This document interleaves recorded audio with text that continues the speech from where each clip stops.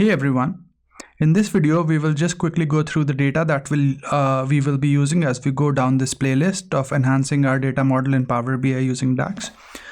So what I've done is I've gone ahead and uploaded this file called enhance data model using DAX.pbix onto GitHub. So I'll leave a link to this file in the video notes and you can download the file and do the tutorial along with me.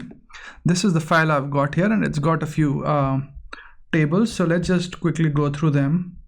Going to the data model tab and I'll just minimize everything. So I've got the fact internet sales table is the main data table, and then we've got these lookup tables: dim date, dim product, dim customer, dim geography, and then we've got dim product, and then dim product has another table linked to it which is called the dim category. There are a few unrelated tables here as well, couple of them, but we might or might not delve with them as we go along for certain examples.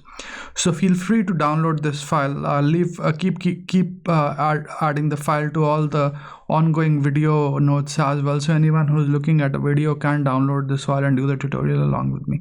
I hope you find this video useful and thanks for watching this video. Stay tuned, I'll be picking up more on this particular topic here. Cheers, bye.